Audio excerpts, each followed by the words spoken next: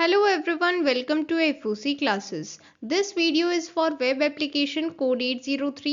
आज की वीडियो में हम डिस्कस करने वाले हैं क्लास 12 बोर्ड एग्जाम के लिए important question answer. So let us start the video. So students, आज की वीडियो में हम डिस्कस करने वाले हैं सैम्पल क्वेश्चन पेपर.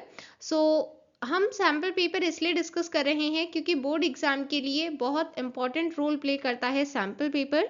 सबसे पहले आपको यहाँ पर एक ब्लूप्रिंट गिवन होता है जिसकी हेल्प से आपको पूरे सिलेबस का एक ब्रीफ ओवरव्यू मिलता है. मीन्स कितने चैप्टर्स हैं, कितने मार्क्स के कितने क्वेश्चंस आएंगे, कौन से चैप्टर की ज़्यादा वेटेज है, कौन से इंपॉर्टेंट टॉपिक्स हैं, ये सभी चीज़ें आपको यहाँ पर क्लियर हो जाती हैं.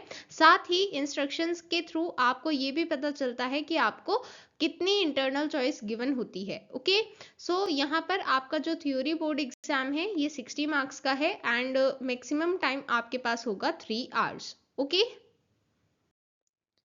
So starting with blueprint. देखिए 60 मार्क्स का आपका पेपर है एंड इसमें से 10 मार्क्स अलॉटेड हैं पार्ट ए एम्प्लॉयबिलिटी स्किल्स के लिए. यहाँ पर ये 5 चैप्टर्स हैं एंड ये सभी 5 चैप्टर्स बहुत इजी हैं. अगर एक बार आप इनका वन शॉट वीडियो देख लेते हैं या फिर इंपॉर्टेंट टॉपिक्स की वीडियो देख लेते हैं या फिर आप खुद से इसे पढ़ लेते हैं CBSE स्टडी मटीरियल PDF से, उससे भी आपको कंप्लीट करने में कोई प्रॉब्लम नहीं आएगी. ठीक है, सो अल्टीमेटली आपको ये 10 मार्क्स स्कोर करने में कोई प्रॉब्लम नहीं आएगी. आप इजीली ये 10 मार्क्स स्कोर कर सकते हैं. ठीक है, यहाँ पर ये 5 चैप्टर्स बहुत इजी हैं एंड साथ ही इंपॉर्टेंट भी हैं 10 मार्क्स स्कोर करने के लिए. ठीक है, देखिए यहाँ पर किस तरह के क्वेश्चंस गिवन होंगे. एम्प्लॉयबिलिटी स्किल्स में 1 मार्क के ऑब्जेक्टिव टाइप क्वेश्चंस गिवन होंगे. यहाँ पर 6 क्वेश्चंस होंगे एंड आपको कोई भी 4 अटेम्प्ट करने हैं. देन 2 मार्क्स क्वेश्चंस में मींस डिस्क्रिप्टिव क्वेश्चंस में यहाँ पर आपके पास 5 क्वेश्चंस होंगे एंड आपको 3 अटेम्प्ट करने हैं. जो एम्प्लॉयबिलिटी स्किल्स हैं यहाँ पर 2 मार्क्स से ज़्यादा का क्वेश्चन नहीं आएगा. ठीक है, यहाँ पर देखिए आपको 10 मार्क्स की टोटल एम्प्लॉयबिलिटी स्किल्स मिल रही है. ठीक है, देन रिमेनिंग 50 मार्क्स ये है part be subject specific skills के लिए. यहाँ पर आपके पास 4 चैप्टर्स हैं एंड इसके बाद यहाँ पर कितने टाइप के क्वेश्चंस पूछे जाएंगे. यहाँ पर 4 टाइप के क्वेश्चंस होंगे. 1 mark, 2 marks, 3 marks and 4 marks. Okay, 1 mark वही ऑब्जेक्टिव टाइप क्वेश्चंस होंगे.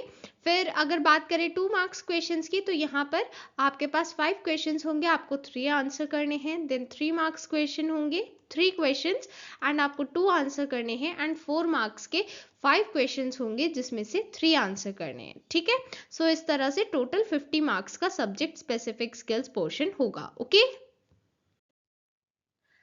सबसे पहले जनरल इंस्ट्रक्शंस गिवन है. तो देखिए जनरल इंस्ट्रक्शंस आपके एग्जाम में भी गिवन होते हैं क्वेश्चन स्टार्ट होने से पहले एंड ये इंपॉर्टेंट है. इसके थ्रू आपको पता चलता है कि क्वेश्चन पैटर्न क्या है, किस तरह से आपको आंसर्स देने हैं. ठीक है, देखिए सबसे पहले यहाँ पर टोटल होंगे 24 क्वेश्चन. ठीक है, section A and section B 2 parts में डिवाइडेड होगा क्वेश्चन पेपर. सेक्शन ए ये 30 मार्क्स का है एंड यहाँ पर ऑब्जेक्टिव टाइप क्वेश्चंस होंगे. Objective type means 1 mark questions. यहाँ पर आपको 6 क्वेश्चंस गिवन होंगे. हर एक क्वेश्चन के सब पार्ट्स होंगे. मीन्स जैसे क्वेश्चन 1 है तो फर्स्ट, सेकंड, थर्ड ऐसे करके उसके सब पार्ट्स होंगे. ठीक है, साथ ही यहाँ पर कोई नेगेटिव मार्किंग नहीं है. मीन्स जैसे सपोज करते हैं कि क्वेश्चन 1 आपको गिवन है एंड इसका जो करेक्ट आंसर है वो है डी, बट आपने यहाँ पर लिख दिया है ए. ठीक है, तो इस केस में क्या होगा, आपका आंसर गलत हो गया है. तो अब क्या होगा, अब आपको यहाँ पर 0 मार्क्स मिलेगा. ऐसा नहीं है कि आपको -1 मिलेगा, आपको यहाँ पर 0 मार्क्स मिलेगा. ठीक है, एंड अगर करेक्ट होगा, करेक्ट आंसर दिया है तो आपको उस केस में 1 मार्क्स मिलेगा. ठीक है, यहाँ पर कोई नेगेटिव मार्किंग नहीं है. आपके गलत आंसर देने पर मार्क्स कटते नहीं है, सिर्फ 0 मार्क्स मिलते हैं. ठीक है, इसलिए आपको वहां पर इंस्ट्रक्शंस के अकॉर्डिंग सभी क्वेश्चंस को अटेम्प्ट करना है. ठीक है, इसके बाद सेक्शन बी ये भी 30 मार्क्स का है. यहाँ पर सब्जेक्टिव टाइप क्वेश्चंस होंगे, मींस जिसमें डिस्क्रिप्टिव आंसर लिखने हैं. यहाँ पर 2, 3 एंड 4 मार्क्स के क्वेश्चंस गिवन होंगे. फिर वहां पर इंटरनल चॉइसेस भी होंगी, उसके अकॉर्डिंग 18 में से 11 करने हैं. वहां पर स्पेसिफिकली मेंशन होगा कि कौन से क्वेश्चंस में चॉइसेस है. ठीक है, तो आपको उसी के अकॉर्डिंग अटेम्प्ट करना है. ठीक है, साथ ही एक सेक्शन में जितने क्वेश्चन है सभी को करेक्ट ऑर्डर में अटेम्प्ट करना है. Okay, starting with section A objective type question, सबसे पहले डिस्कस करते हैं कि यहाँ पर आप अपनी आंसर शीट कैसे लिखना स्टार्ट करेंगे। जैसे सपोज करते हैं ये आपकी आंसर शीट है एंड यहाँ पर इस तरह से दोनों साइड पर मार्जिन्स गिवन है, ठीक है। तो सबसे ऊपर आप मेंशन करेंगे सेक्शन, जैसे यहाँ पर लिखा है सेक्शन ए ऑब्जेक्टिव टाइप क्वेश्चंस, इसी तरह से आप यहाँ पर मेंशन करेंगे, ठीक है। इसके बाद आपको ब्लैंक लाइन लीव करनी है, फिर यहाँ पर मेंशन करना है आंसर 1। अब क्योंकि क्वेश्चन 1 सिर्फ एक क्वेश्चन नहीं है, उसके फर्दर सब पार्ट्स भी हैं, तो उसके सब पार्ट्स मेंशन करेंगे, फर्स्ट सेकंड जो भी आपको करना है, एंड फिर यहाँ पर आप आंसर मेंशन करेंगे, ठीक है। अब यहाँ पर एक इम्पॉर्टेंट चीज़ जो आप सभी को ध्यान रखनी है, ओवर अटेम्प्ट करने का कोई फ़ायदा नहीं है, ठीक है।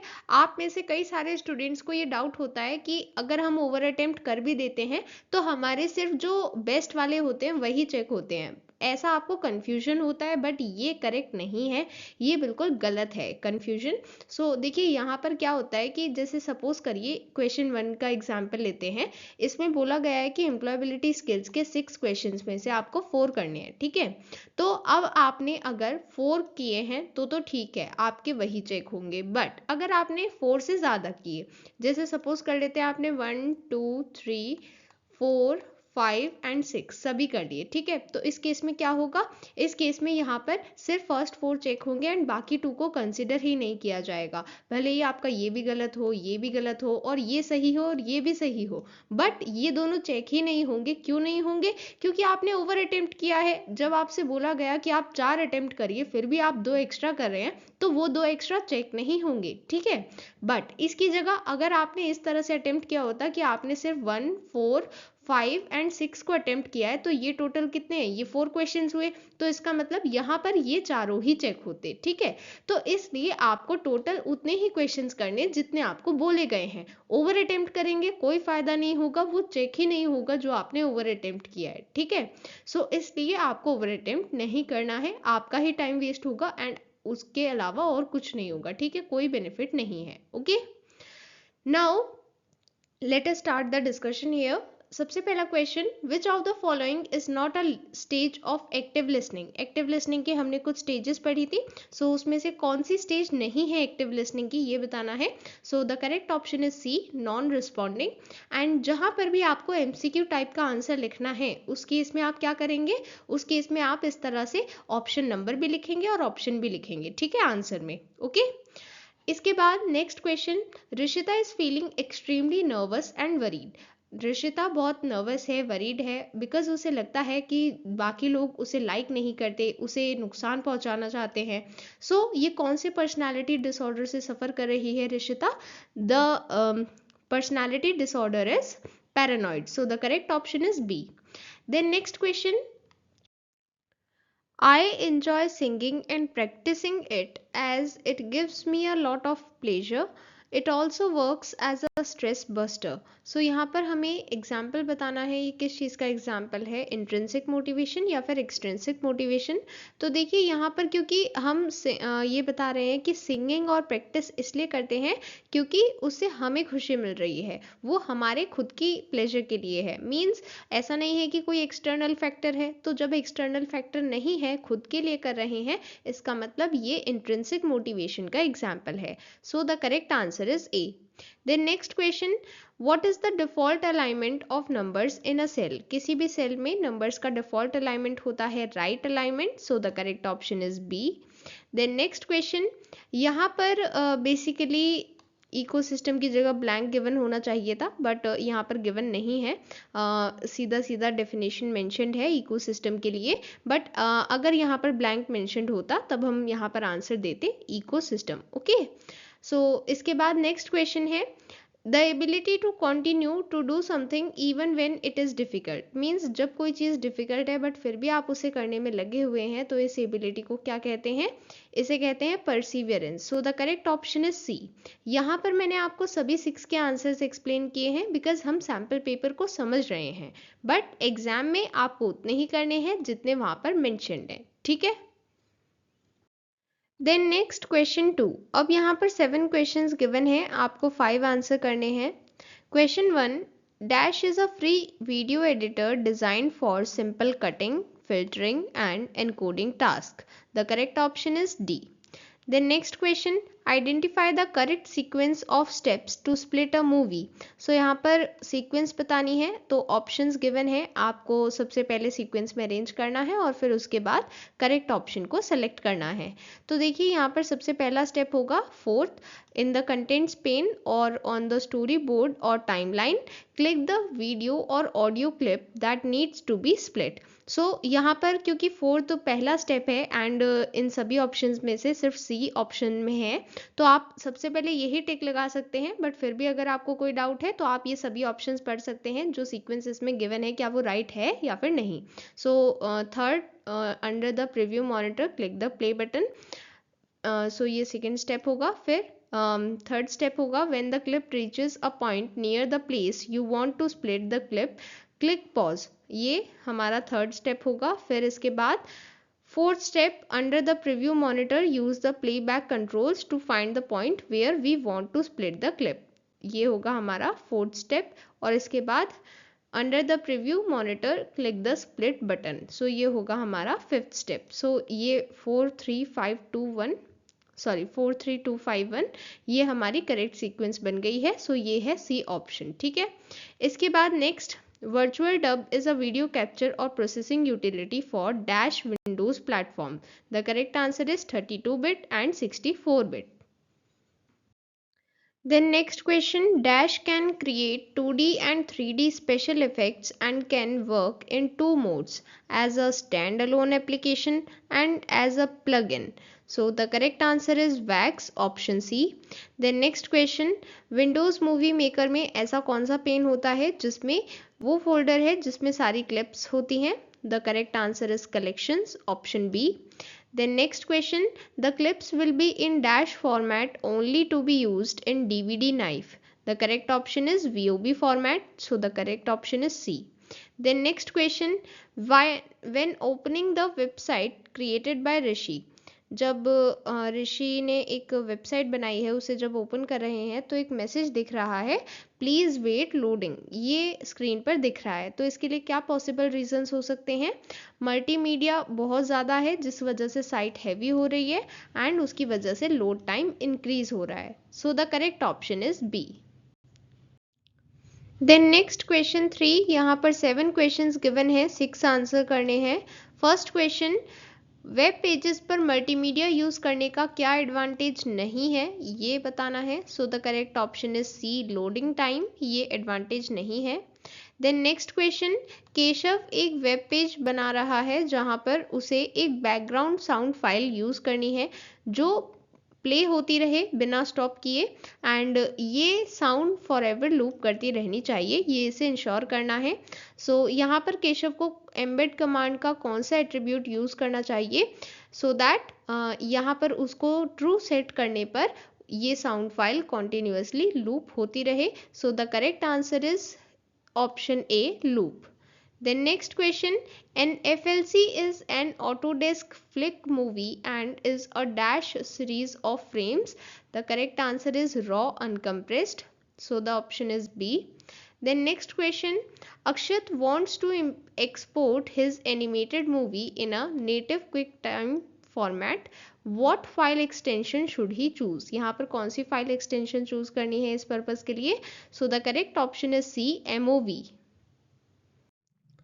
देन नेक्स्ट क्वेश्चन, यहाँ पर एक ऐसे प्रोग्राम के बारे में बताना है जिसकी हेल्प से वीडियो को एम्बेड कर सकते हैं बिना किसी कोड को लिखे। So the correct answer is video light box, option B. Then next question, MIDI stands for, यहाँ पर फुल फॉर्म बतानी है। The correct full form is musical instrument digital interface. So the correct option is D. Then next question, dash tag was introduced by Netscape to enable files that required plugins to be viewed within a web page. The correct answer is embed. So the correct option is C. Then question 4, यहाँ पर 6 questions given है and 5 answer करने हैं। Question 1, यहाँ पर एक developer एक web form पर वर्क कर रहा है जहां पर users occasionally incorrect information enter कर देते हैं। यूजर्स को इमीडिएट फीडबैक प्रोवाइड करना अबाउट एरर्स। इसके लिए यहाँ पर डेवलपर चाहता है कि एक वार्निंग या फिर एरर मैसेज डिस्प्ले हो जाए। सो कौन सा मेथड डेवलपर को यूज करना चाहिए? The correct answer is alert box, option D. Then next question, dash inbuilt function returns an arbitrary value between 0 and 1. The correct answer is random, option C. Then next question, how many times will the following loop run? So यहाँ पर value 0 से start होगी। सो सबसे पहले 0 और फिर क्योंकि यहाँ पर इंक्रीमेंट गिवन है सो इंक्रीमेंट होती जाएगी वैल्यू। फिर ये वैल्यू कब तक ट्रू रहेगी, ये कंडीशन कब तक ट्रू रहेगी? जब तक वैल्यू 5 नहीं हो जाती। एंड इवन 5 होने पर भी ये ट्रू रहेगी क्योंकि यहाँ पर हमें ये कंडीशन गिवन है। ठीक है, सो इस बेसिस पर हम बता सकते हैं कि ये लूप 6 टाइम्स रन करेगा। ठीक है, so the correct option is B.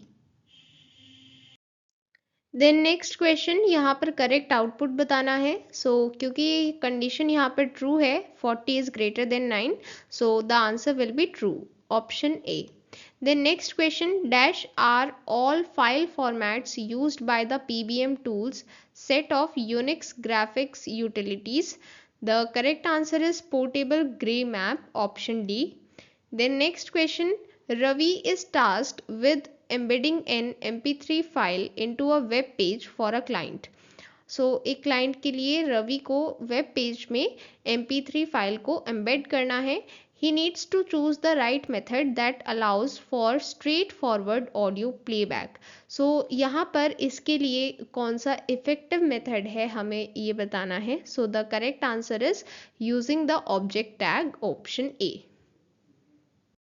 Then next question 5, यहाँ पर 6 क्वेश्चंस गिवन है एंड 5 आंसर करने हैं।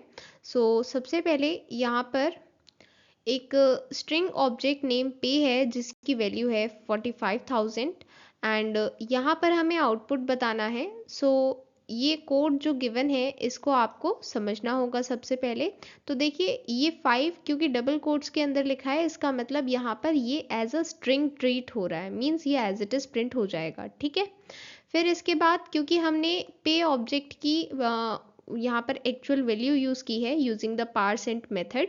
सो यहाँ पर ये मेथड यूज़ करने से क्या होगा, ये जो वैल्यू है ये यहाँ पर हम यूज़ करने वाले हैं, मीन्स 45,000। ठीक है, एंड क्योंकि यहाँ पर फिर लिखा है +50, तो क्योंकि यहाँ पर 50 एक स्ट्रिंग नहीं है, एक नंबर है, सो यहाँ पर ये इसमें ऐड हो जाएगा, मीन्स ये वैल्यू बन जाएगी 45050। ठीक है, ये वैल्यू ऐड हो जाएगी इसमें एंड फिर क्योंकि इसके पहले हमने एक स्ट्रिंग प्रिंट की है 5, सो ये हमारे पास रिजल्ट में मिल जाएगा। ठीक है, so the correct option will be A. इसके बाद नेक्स्ट क्वेश्चन में आउटपुट बताना है गिवन कोड का। सो यहाँ पर देखिए हमसे पूछा गया है जो लास्ट लाइन गिवन है, what will be the output of the above code if the value of option is 1।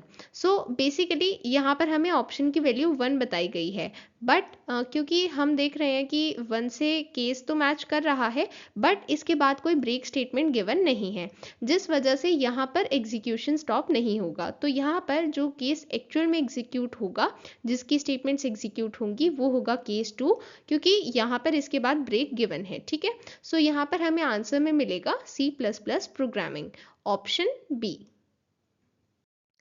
Then next question, यहाँ पर टाइप ऑफ ऑपरेटर्स बताने हैं। हमें 3 टाइप्स गिवन है, इनके लिए करेक्ट ऑप्शंस चूज करने हैं और फिर फाइनल ऑप्शन चूज करना है। सो सबसे पहला टाइप है arithmetic operators, then second type है bitwise operators and third type है comparison operators. So the correct answer will be option C. Then next question, dash is an example of an exit control loop. Exit control loop का example पूछा गया है, so the correct answer is do while loop, because यहाँ पर हम while की help से exit control कर रहे हैं, मीन्स हमें एग्जिट करना है या फिर नहीं ये हमें वाइल लूप बताता है। Okay, so the correct answer is do while loop. Then next question, fifth part, the dash inbuilt JavaScript function converts a string into an integer. Means अगर हमें स्ट्रिंग को इंटीजर में कन्वर्ट करना है तो कौन सा फंक्शन यूज करेंगे, parse int, option B. Then next question, एक बार एक वेबसाइट पब्लिश हो जाती है तो फिर वो विजिटर्स के व्यू के लिए कब अवेलेबल होती है? All the time, option D. Then question 6, यहाँ पर 6 क्वेश्चंस गिवन है, 5 आंसर करने हैं। दोनों स्टेटमेंट्स करेक्ट हैं, so the correct answer will be option C, both statements are correct. Then next question, कौन से मेन्यू में रिकैलकुलेट लिंक्स ये ऑप्शन अवेलेबल होता है वेब डेवलपमेंट टूल में? So the correct answer is tools menu, option A. Then next question, dash feature is used to transfer contents of your entire website to a remote computer. एक remote computer को अपने entire website के contents transfer करने के लिए कौन सा feature use करते हैं?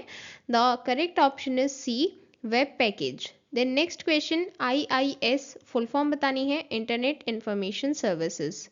Then next question, Milind is coding a website and wants to utilize a feature that helps him by providing a list of code options and attributes as he types in the code view mode. Which feature should Milind use to get a pop-up list of code options and attributes while working in the code view? कौन सा feature use करना है यहाँ पर? The correct option is A, IntelliSense. Then next question, dash refers to the process that affects the website visibility or ranking when displaying search results. So कौन सा process होता है ये? Search Engine Optimization, option B, SEO. Starting with section B, subjective type questions. यहाँ पर सबसे पहले आपको न्यू सेक्शन स्टार्ट करने पर सेक्शन की हेडिंग प्रोवाइड करनी है। अब यहाँ पर सबसे पहले एम्प्लॉयबिलिटी स्किल्स के 2 मार्क्स क्वेश्चंस गिवन है, 5 क्वेश्चंस हैं एंड कोई भी 3 आंसर करने हैं। वर्ड लिमिट है 20 to 30 वर्ड्स। यहाँ पर सबसे पहले क्वेश्चन में हमें गोल सेटिंग की इंपॉर्टेंस बतानी है एंड साथ ही कुछ एग्जांपल्स प्रोवाइड करने हैं रिजल्ट ओरिएंटेड गोल्स के लिए। तो सबसे पहले इंपॉर्टेंस बताएंगे। गोल सेटिंग हमें हेल्प करती है ये समझने में कि हमारा क्या गोल है, क्या टारगेट है, उसे किस तरह से अचीव करना है, किस तरह से अपना सक्सेस मेजर करना है। साथ ही जब हम गोल लिखते हैं तो हम उसका पर्पस भी समझते हैं एंड उसका ऑब्जेक्टिव भी समझते हैं, हम क्यों अचीव करना चाहते हैं, ये सभी चीज़ें हम यहाँ पर समझते हैं with the help of goal setting. Okay, then result oriented goals के कुछ examples. Student may set a goal of scoring high marks in an exam, like अभी आप सभी का गोल है कि अपने बोर्ड एग्जाम में अच्छे मार्क्स लेकर आएँ, ये आपका गोल है। Then a traveller may try to reach a destination city within 3 hours, means अगर कोई ट्रैवलर है उसका जो भी डेस्टिनेशन सिटी है उसने टारगेट सेट किया है कि मुझे यहाँ 3 घंटे में पहुँचना है, तो वो उसका टारगेट है, उसका गोल है। Okay, then next question, describe your understanding of the importance of active listening in effective communication. Active listening क्यों important है effective communication में, ये बताना है और साथ ही 2 strategies बतानी है active listening के लिए। तो सबसे पहले active listening इसलिए important होती है क्योंकि हर एक effective conversation सुनने के साथ ही स्टार्ट होती है। जब आप सामने वाले को सुनेंगे तभी आप उसकी बात को समझ पाएंगे एंड जो भी स्पीकर है आपको उसकी बात पूरे फोकस के साथ सुननी है, डिस्ट्रैक्शंस को रिमूव करना है एंड प्रॉपरली सुनना है, समझना है सामने वाला क्या कह रहा है। Then to ensure active listening आपको सभी डिस्ट्रैक्शंस रिमूव करनी है जिसकी वजह से लिसनिंग अफेक्ट हो सकती है एंड स्पीकर पर पूरा फोकस रखना है, अटेंशन पे करनी है, वो क्या कह रहा है एंड वो समझना है। Okay, then next question, spreadsheet क्या है? यहाँ पर स्प्रेडशीट सॉफ्टवेयर के 2 एग्जांपल्स भी प्रोवाइड करने हैं। सो स्प्रेडशीट एक इलेक्ट्रॉनिक डॉक्यूमेंट है जिसमें रोज एंड कॉलम्स होते हैं। यहाँ पर इस इलेक्ट्रॉनिक डॉक्यूमेंट को, स्प्रेडशीट को यूज़ किया जाता है सिस्टमैटिक वे में डेटा स्टोर करने के लिए एंड कैलकुलेशंस करने के लिए। एग्जाम्पल्स हैं Microsoft Excel, LibreOffice Calc, Google Sheets and many more. Then next question, list key competencies needed for entrepreneurship. सबसे पहले कौन कौन सी competencies हैं वो आप यहाँ पर लिस्ट करेंगे। This is decisiveness, initiative, interpersonal skills, perseverance and organizational skills. Then explain any two of these competencies and how they contribute to entrepreneurial success. So यहाँ पर हमें बताना है कि किन्हीं भी दो कॉम्पिटेंसीज के बारे में एंड वो किस तरह से एंटरप्रेन्योर के सक्सेस के लिए कंट्रीब्यूट करती हैं। सो सबसे पहले इनिशिएटिव, ये ऐसी एबिलिटी है जिसकी वजह से हम सबसे पहले एक सिचुएशन में एक्ट करते हैं, रिस्पॉन्सिबिलिटी लेते हैं। सो इनिशिएटिव ज़रूरी है बिकॉज हर एक एंटरप्रेन्योर को सबसे पहला स्टेप जो लेना है वो इनिशिएटिव ही है। आपको कोई भी चीज़ स्टार्ट करनी है तो आपको सबसे पहले इनिशिएटिव लेना होगा। देन परसिवियरेंस मीन्स जब चीज़ें डिफ़िकल्ट हो जाती हैं तब भी आप वो चीज़ कंटिन्यू रखते हैं, मीन्स इतनी जल्दी हार नहीं मानते हैं। सो परसिवियरेंस भी इंपॉर्टेंट होता है। Okay, then next question, how does the promotion of green jobs contribute to reducing carbon emission? Carbon emission किस तरह से reduce होता है green job से, and कुछ green jobs के example provide करने हैं sectors में। सबसे पहले ग्रीन जॉब्स हेल्प करती हैं एनवायरनमेंट को प्रोटेक्ट करने में। कैसे? By increasing the efficiency of energy and raw material, means हम मिनिमम इनपुट देते हैं एंड उससे हमें मैक्सिमम आउटपुट मिलता है and greenhouse gas emission reduce होता है। देन बात करें कुछ ग्रीन जॉब्स की, एग्रीकल्चर में ग्रीन जॉब है organic gardening and farming, and solar energy में ग्रीन जॉब्स हैं roofer, solar panel installation technician and field technician. Okay, then proceeding to 2 marks questions of part B subject specific skills। यहाँ पर 5 questions given है, हमें 3 attempt करने हैं and word limit है 20 to 30 words. Okay, then next question, raster and vector graphics के बीच में डिफरेंस बताना है। सबसे पहले रास्टर इमेज एक ऐसी इमेज होती है जो पिक्सल से बनी होती है। यहाँ पर ऐसी पिक्चर्स या तो आप पेंट प्रोग्राम्स में क्रिएट कर सकते हैं या फिर किसी पिक्चर को स्कैन कर सकते हैं, कैमरा से क्लिक कर सकते हैं, वो रास्टर इमेज होती है। देन वेक्टर फॉर्मेट, ये ऐसी इमेज होती है जो किसी स्पेसिफिक प्रोग्राम से बनती है जैसे ड्राइंग या CAD प्रोग्राम, एंड इसमें पिक्सल्स नहीं होते। यहाँ पर ऑब्जेक्ट्स होते हैं जैसे कर्व्स, शेड्स, कैरेक्टर्स। ओके, ये डिफरेंस का क्वेश्चन था। आप इस तरह से भी लिख सकते हैं पॉइंट वाइज, अदरवाइज आप टेबल भी बना सकते हैं एंड एक साइड रास्टर इमेज एंड एक साइड वेक्टर ग्राफिक्स, ये आप मेंशन कर सकते हैं और फिर आप पॉइंट्स मेंशन कर सकते हैं। Okay, then next question, what are objects in JavaScript? हमें यहाँ पर जावास्क्रिप्ट में ऑब्जेक्ट्स को डिफाइन करना है एंड 2 मेथड्स बताने हैं जिसकी हेल्प से एम्प्टी ऑब्जेक्ट क्रिएट कर सकते हैं। तो सबसे पहले जावास्क्रिप्ट ऑब्जेक्ट क्या है? ये सिंपली कलेक्शंस हैं नेम वैल्यू पेयर्स का, मीन्स यहाँ पर ऑब्जेक्ट का एक नेम होगा, उसमें वैल्यू होगी। यहाँ पर 2 बेसिक वेज हैं। सबसे पहला वे मतलब यहाँ पर हमने दोनों वेज मेंशन किए हैं एंड आप यहाँ पर OBJ इसकी जगह कुछ भी लिख सकते हैं, ये सिर्फ हमने उसका नेम लिया है, या आप कुछ और नेम भी रख सकते हैं। ठीक है, तो ये 2 वेज हैं जिसकी हेल्प से आप एम्प्टी ऑब्जेक्ट क्रिएट कर सकते हैं। Okay, then next question, JavaScript में एक फंक्शन लिखना है जिसमें 3 नंबर्स एक्सेप्ट होंगे एज आर्ग्यूमेंट्स और फिर ग्रेटेस्ट नंबर डिस्प्ले किया जाएगा। तो सबसे पहले हमें ये फंक्शन लिखना है। तो देखिए यहाँ पर हमने इस फंक्शन को कैसे लिखा है। सबसे पहले हमने फंक्शन कीवर्ड लिखा है, फिर यहाँ पर ग्रेटेस्ट ये फंक्शन का नेम है, फिर ये पैरामीटर्स हैं ABC, मीन्स ये वो 3 नंबर्स हैं, इसकी जगह एक्चुअल आर्ग्यूमेंट्स प्रोवाइड होंगी एंड फिर उनको कंपेयर किया जाएगा। ठीक है, अब ये फंक्शन एक्चुअल में करेगा क्या, इसका क्या फंक्शन है, वो एक्चुअल में हमें स्टेटमेंट्स लिखनी है उसके लिए। तो सबसे पहले तो ये प्रिंट होगा ग्रेटेस्ट नंबर इज, इसके बाद जो एक्चुअली ग्रेटर नंबर है वो प्रिंट हो जाएगा। तो उसके लिए हमें क्या करना होगा, उसके लिए हमें ये फंक्शन अप्लाई करना होगा math.max। तो इससे जो भी इनमें से मैक्सिमम वैल्यू है, जो भी ग्रेटेस्ट वैल्यू है वो हमें दिख जाएगी। इन तीनों में से जो भी वैल्यू ग्रेटर होगी वो इसके आगे आ जाएगी। ओके, यहाँ पर ये फंक्शन इस तरह से लिखना है। Okay, then next question 15, data type को डिफाइन करना है एंड बताना है कौन सा डेटा टाइप यूज़ किया जाएगा अगर हम name of a person store कर रहे हैं या फिर ट्रू फॉल्स वैल्यू स्टोर कर रहे हैं। तो डेटा टाइप बेसिकली हमें ये बताता है कि हम कौन से टाइप का डेटा यूज़ करने वाले हैं। यहाँ पर हम बताते हैं कि एग्जैक्टली उस ऑब्जेक्ट या वेरिएबल में कौन से टाइप की वैल्यू आने वाली है। तो ये चीज़ इंडिकेट करने के लिए यूज़ होता है डेटा टाइप। ठीक है, यहाँ पर डिफरेंट टाइप्स के डेटा टाइप होते हैं। जो क्वेश्चन हमसे पूछा गया है नेम ऑफ अ पर्सन, तो किसी भी पर्सन का नेम होगा तो वो स्ट्रिंग डेटा टाइप का होगा, और ट्रू फॉल्स वैल्यू होगी तो वो बूलियन डेटा टाइप की होगी। ओके, नेक्स्ट क्वेश्चन, यहाँ पर पेज ट्रांजिशंस के बारे में बताना है वेब डिज़ाइन में।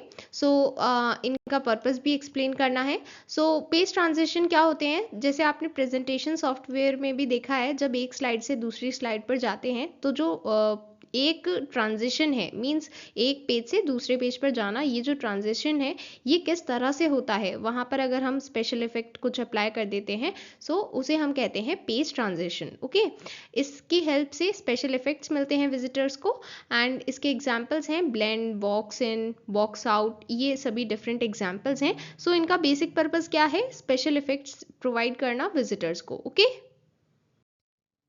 Then coming to 3 marks questions, यहाँ पर आपको 3 क्वेश्चंस गिवन होंगे एंड आपको कोई भी 2 अटेम्प्ट करने हैं। वर्ड लिमिट है 30 to 50 words. Then next question, Windows movie maker के 3 टाइप्स ऑफ पेन्स एक्सप्लेन करने हैं। सो सबसे पहले तो आपको नेम पता होने चाहिए, task pane, collections pane, contents pane. तो सबसे पहले टास्क पेन, यहाँ पर कॉमन टास्क होते हैं जो आप किसी भी मूवी को बनाते टाइम परफॉर्म करते हैं, जैसे फाइल्स इंपोर्ट करना, एडिट करना, मूवी को पब्लिश करना, ये सभी कॉमन टास्क पेन में अवेलेबल होते हैं। देन कलेक्शंस पेन, यहाँ पर कलेक्शंस फोल्डर होते हैं, कलेक्शन फोल्डर्स में क्लिप्स होती हैं, यहाँ पर बेसिकली जो भी क्लिप्स आपने बनाई है वो आपको यहाँ पर दिखती हैं। देन नेक्स्ट कंटेंट्स पेन, यहाँ पर क्लिप्स, इफेक्ट्स, ट्रांजिशन शो होते हैं जो आप जिनके साथ वर्क कर सकते हैं जब आप एक मूवी बना रहे हैं। ओके, देन यहाँ पर 3 फंक्शंस गिवन है, मेथड्स गिवन है, ये एक्सप्लेन करने हैं। सो सबसे पहले है सबस्ट्रिंग मेथड, ये हम तब यूज़ करते हैं जब हमें सबस्ट्रिंग रिटर्न करनी है। सो बेसिकली जो 2 गिवन इंडेक्स हैं, पोजीशन है, उसके बीच में से कैरेक्टर्स को एक्सट्रैक्ट किया जाएगा एंड सबस्ट्रिंग रिटर्न की जाएगी। सो यहाँ पर सबस्ट्रिंग मेथड की वजह से ओरिजिनल स्ट्रिंग में कोई चेंज नहीं आता है, वो वैसी ही रहती है, सिर्फ हमें सबस्ट्रिंग रिटर्न में मिल जाती है। ओके, इसके बाद रिवर्स मेथड, ये ऑर्डर चेंज कर देता है, ऑर्डर को रिवर्स कर देता है। मींस जैसे एक एरे में एलिमेंट्स हैं 1 2 3, तो अगर हमने उस पर ये रिवर्स मेथड अप्लाई किया तो क्या हो जाएगा 3 2 1, मींस ये जो ऑर्डर है ये रिवर्स हो गया है। ठीक है, फिर इसके बाद अनशिफ्ट मेथड, इसकी हेल्प से हम न्यू एलिमेंट्स ऐड कर सकते हैं in the beginning of an array, means जहां से एरे शुरू हो रहा है वहीं पर अगर हमें न्यू एलिमेंट ऐड करना है तो हम अनशिफ्ट मेथड यूज करते हैं। ओके, नेक्स्ट क्वेश्चन, यहाँ पर 3 टर्म्स गिवन है, ये एक्सप्लेन करनी है। सबसे पहला है एड इन्स। एड इन्स का मतलब है मेन प्रोग्राम की कैपेबिलिटी को एक्सटेंड करने के लिए enhanced command, specialized features add करना, ये सभी एड इन्स होते हैं। देन स्निपेट, स्निपेट मतलब किसी भी सोर्स कोड का एक स्मॉल सेक्शन। सो जब हमें किसी भी प्रोग्रामर को एक कोड बार बार लिखना है तो वो उसे बार बार नहीं लिखते हैं, वो इंस्टेड उसे सेव कर लेते हैं एक स्निपेट की तरह, एंड फिर जहाँ पर भी उसकी रिक्वायरमेंट होती है वो उससे सिंपली ड्रैग एंड ड्रॉप कर लेते हैं। सो ये होता है स्निपेट।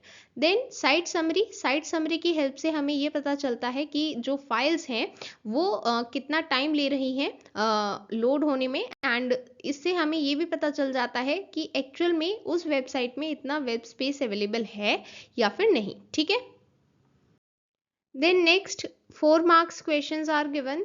सो यहाँ पर 5 क्वेश्चंस गिवन है एंड कोई भी 3 आंसर करने हैं। वर्ड लिमिट है 50 to 80 वर्ड्स। सो यहाँ पर डायनेमिक वेब टेम्पलेट्स का रोल बताना है वेब डेवलपमेंट में, एंड साथ ही ये बताना है कि किस तरह से मल्टीपल डेवलपर्स वर्क कर सकते हैं सेम वेबसाइट पर इसके थ्रू, एंड 2 की फीचर्स भी बताने हैं। सो देखिए, आप सबसे पहले डायनेमिक वेब टेम्पलेट को सिंपल टर्म्स में अगर समझें तो ये बिल्कुल वही काम करता है जो एक प्रेजेंटेशन सॉफ्टवेयर में मास्टर स्लाइड करती है। सो मास्टर स्लाइड का आप सभी को पता है, प्रेजेंटेशन सॉफ्टवेयर में हम मास्टर स्लाइड क्यों बनाते हैं, सो दैट जो भी कॉमन चीजें हैं जो हर स्लाइड में रिपीट होने वाली हैं एक ही जगह पर, हम उसे एक ही बार में एक मास्टर स्लाइड के थ्रू क्रिएट कर दें, ताकि वो हमें बार बार हर एक स्लाइड में ऐड ना करनी पड़े एंड मिस्टेक्स भी ना हो उसे ऐड करने में। तो वही काम होता है यहाँ पर डायनेमिक वेब टेम्पलेट का। यहाँ पर बेसिकली क्या होता है कि हमारी वेबसाइट में कुछ कॉमन आइटम्स होते हैं जो हमें हर एक वेब पेज पर दिखाने हैं, जैसे logo, copyright, organisation details, navigation menu. तो ये सभी चीज़ें ऐसी होती हैं जो हमें हर एक पेज पर दिखानी है, बट जो कंटेंट होगा वो तो हर एक पेज पर अलग होगा, राइट। इस हिसाब से हम क्या क्रिएट करते हैं, हम क्रिएट करते हैं DWT means dynamic web template. तो यहाँ पर क्या होता है कि कुछ कॉमन एलिमेंट्स जो हमें फिक्स्ड रखने हैं उनकी फिक्स्ड पोजीशन होती है, एंड कुछ डेजिग्नेटेड पोर्शन जहाँ पर कंटेंट डिफरेंट होगा उसे हम मॉडिफाई करने के लिए अलाउ करते हैं। ये टेम्पलेट्स हमें हेल्प करते हैं हमारी पूरी वेबसाइट एक जैसी लगे। मीन्स ऐसा ना हो कि ये एक पेज है एंड यहाँ पर तो लोगो यहाँ पर था, बट जो दूसरा पेज है उसमें हमने गलती से यहाँ पर लगा दिया, तो ये चीज़ अच्छी नहीं लगेगी, राइट। तो वो टेम्पलेट बना बनाया हो हमारे पास, और जो हमें कंटेंट डिफरेंट वहाँ पर ऐड करना है सिर्फ वही ऐड करना पड़े, इसलिए हम पहले से ही डायनेमिक वेब टेम्पलेट क्रिएट कर देते हैं। ओके, देन बात करते हैं फीचर्स की। जब आप DWT में कोई भी अपडेट करते हैं, चेंज करते हैं, तो वो सभी वेब पेजेस में ऑटोमेटिकली हो जाते हैं। देन आप मल्टीपल DWT भी क्रिएट कर सकते हैं। मींस जैसे सपोज करते हैं आपने पहले ही एक DWT क्रिएट कर लिया है एंड वो सही है, बट आपको एक और नया क्रिएट करना है, देखना है कि कैसा लगेगा, तो आप उसको भी यूज़ कर सकते हैं। और जो पहले वाला है आप उसे एज इट इज़ रहने दें, ठीक है, दूसरा क्रिएट कर लें। मतलब यहाँ पर आप मल्टीपल क्रिएट कर सकते हैं एंड फिर जो भी आपने एंटायर वेबसाइट पर अप्लाई किया है आप उसके टेम्पलेट में चेंज कर सकते हैं, ठीक है। यहाँ पर एक और क्वेश्चन पूछा गया है, and describe how these features contribute to efficient website management and development. Means ये फीचर्स किस तरह से हेल्प करते हैं वेबसाइट मैनेजमेंट को इफेक्टिव बनाने में, एफिशिएंट बनाने में। यहाँ पर you can allow only specific portions of the pages to be edited. Means हम सिर्फ स्पेसिफिक पोर्शन को ही एडिटेबल रख रहे हैं, एंड इसकी वजह से क्या होगा, मिस्टेक्स कम से कम होंगी, क्योंकि अगर जो चीज़ें प्रीफिक्स्ड हैं कि इसकी यही पोजीशन है, ये यहीं पर दिखेगा, ऐसा ही दिखेगा, तो ये सभी चीज़ें इनको बार बार लगाने में कोई मिस्टेक नहीं होगी, क्योंकि वो ऑलरेडी हमें एज अ टेम्पलेट मिल रही है, एंड इससे हमारा बेटर कंट्रोल भी रहेगा। ओके, इसलिए ये ज़्यादा यूजफुल है जब मल्टीपल डेवलपर सेम वेबसाइट पर वर्क कर रहे हैं। Okay, Then next question 21. Anuj is new to website development and wants to learn more about adding multimedia elements to his web pages. Help him by answering the following questions. First question, list two formats that are most suitable for embedding audio files. Audio files embed करने के लिए two formats बताने हैं, .au, .iff. Then next question, flash files add करने के लिए tags बताने हैं, एम्बेड टैग और object tag. Then next question, HTML tag बताना है वीडियो फाइल एम्बेड करने के लिए। The correct answer is video tag. Then next question, explain why multimedia elements are important for enhancing a web pages users experience. Means multimedia elements क्यों important हैं web page पर user के experience को enhance करने के लिए। जब हम मल्टीमीडिया एलिमेंट्स ऐड करते हैं तो व्यूअर्स अट्रैक्ट होते हैं, व्यूअर्स उसको ध्यान से देखते हैं, एंड जब हम वीडियो की बात करें तो ये सबसे ज़्यादा पॉपुलर मल्टीमीडिया है, एंड साइट्स अलग अलग ऑडियो या फिर अलग अलग इंटरेक्टिव कंटेंट भी ऐड करते हैं to attract and hold the attention of the viewers. सभी व्यूअर्स को अट्रैक्ट करने के लिए, उनके अटेंशन के लिए ये सभी मल्टीमीडिया एलिमेंट्स ऐड करते हैं। ओके, देन नेक्स्ट क्वेश्चन, यहाँ पर जावास्क्रिप्ट में एक फंक्शन लिखना है जिसकी हेल्प से एक एरे के इवन नंबर्स को प्रिंट करना है। तो सबसे पहले हम यहाँ पर एक एरे क्रिएट करेंगे। तो ये एक एरे है जिसमें 1 से लेके 10 तक नंबर्स हैं, ठीक है। इसके बाद हमने यहाँ पर एक फंक्शन बनाया है जिसका नेम है माय फंक्शन। अब देखिए इवन नंबर्स की कंडीशन क्या होती है, जैसे सपोज करते हैं कोई भी नंबर है NUM। अगर हम इस नंबर को 2 से डिवाइड करेंगे और फिर जो भी हमें रिमाइंडर मिलेगा, अगर वो रिमाइंडर 0 है इसका मतलब कि ये इवन नंबर है, और अगर ये रिमाइंडर 0 नहीं है तो इसका मतलब है कि ये इवन नंबर नहीं है, ये ऑड नंबर है, ठीक है। यहाँ पर अल्टीमेटली आपको यहाँ पर ऑड भी गिवन हो सकता है, ठीक है, क्वेश्चन में। तो उसके लिए आपको कंडीशन सेम ही रखनी है, बस उसमें ये होगा कि ये 0 के इक्वल नहीं होना चाहिए। बट क्योंकि यहाँ पर इवन नंबर्स के बारे में पूछा हुआ है तो यहाँ पर अगर अगर हमने उसे 2 से डिवाइड किया है तो जो रिमाइंडर मिला है वो 0 होना चाहिए, ठीक है। तो यहाँ पर सबसे पहले हम ऑपरेटर कौन सा यूज़ कर रहे हैं, मॉड्यूलस ऑपरेटर। तो जब हम मॉड्यूलस ऑपरेटर यूज़ करते हैं मतलब हम बात कर रहे हैं कि हमें रिजल्ट में रिमाइंडर चाहिए, ठीक है। तो अगर रिमाइंडर 0 के इक्वल है मतलब ये इवन नंबर है, और अगर 0 नहीं है तो मतलब ऑड है, ठीक है। देन नेक्स्ट क्वेश्चन, यहाँ पर जावा स्क्रिप्ट प्रोग्राम लिखना है, ये टेस्ट करना है कि गिवन ईयर लीप ईयर है या फिर नहीं। इसमें पहले हमें प्रॉम्प्ट बॉक्स का यूज़ करना है ईयर को एक्सेप्ट करने के लिए। तो सबसे पहले यहाँ पर कोड लिखेंगे प्रॉम्प्ट बॉक्स के लिए। यहाँ पर हमें डिस्प्ले करना है enter a year, so that user यहाँ पर एक ईयर एंटर करे। सपोज करते हैं कि ईयर है 2025, तो आप इसे कैसे टेस्ट करेंगे, आप इसे 400 से डिवाइड करेंगे ये टेस्ट करने के लिए कि ये लीप ईयर है या फिर नहीं, ठीक है। एंड यहाँ पर एक और चीज़ बताई गई है कि ये तो हमने इफ़ में कंडीशन प्रोवाइड की है, ठीक है। हमें ईयर को 400 से डिवाइड करना है, देखना है कि रिमाइंडर 0 मिलता है या फिर नहीं, ठीक है। एंड अगर मिल जाता है तो हमें प्रिंट करना है कि हाँ ये लीप ईयर है। बट अगर नहीं मिलता है तो भी एक कंडीशन है, हमें फिर चेक करना है कि ईयर 4 से डिवाइड होने पर 0 देता है या फिर नहीं रिमाइंडर में। एंड फिर हमें ईयर को 100 से डिवाइड करना है और फिर वो 0 नहीं आना चाहिए। ये दोनों कंडीशन यहाँ पर सेटिस्फाइड होनी चाहिए। यहाँ पर अगर ये दोनों कंडीशन सेटिस्फाइड हैं तब हम कहेंगे कि ये लीप ईयर है, वरना ये लीप ईयर नहीं है, ठीक है। देन लास्ट क्वेश्चन, यहाँ पर 2 पार्ट्स हैं। फर्स्ट पार्ट में एक्सप्लेन करना है जावा स्क्रिप्ट में इवेंट हैंडलिंग क्या होती है and 2 most commonly used events बताने हैं। सबसे पहले जिस तरह से वेब पेजेस में ऑब्जेक्ट्स के पास प्रॉपर्टीज़ होते हैं, मेथड्स होते हैं, उसी तरह से उनके पास इवेंट्स भी होते हैं कुछ ऑब्जेक्ट्स के पास। यहाँ पर हम बात कर रहे हैं इवेंट्स क्या होते हैं और इवेंट हैंडलर क्या होता है। तो सबसे पहले events, things that happen, usually user actions that are associated with an object, means किसी भी object से associated user actions को event कहते हैं। and event handler एक command है जो ये specify करता है कि किसी event के response में क्या action specify होगा, क्या action perform होगा, ठीक है। इसके बाद 2 most commonly used events are on load, on unload. इस ऑन लोड का मतलब है जब ब्राउजर में पेज लोड होगा, एंड ऑन अनलोड का मतलब है जब एग्जिट होगा पेज। देन लास्ट क्वेश्चन, यहाँ पर गिवन टेक्स्ट सिस्टम एप्लीकेशंस, इसमें सिस्टम वर्ड को रिप्लेस करना है वेब के साथ। यहाँ पर हम रिप्लेस मेथड यूज़ करेंगे, सिस्टम वर्ड को रिप्लेस करेंगे वेब वर्ड के साथ, ओके। ये प्रोग्राम लिखना है यहाँ पर, okay. That was all for today. इसी के साथ हमारा कंप्लीट सैम्पल पेपर डिस्कशन यहाँ पर कंप्लीट होता है। एंड इसके बाद आपको NCERT PDF या फिर CBSE स्टडी मटेरियल जो आपको टेलीग्राम पर भी शेयर कर दिया गया है, आपको उसे रेफर करना है, okay. Links are given in the description. All the best to everyone, bye everyone.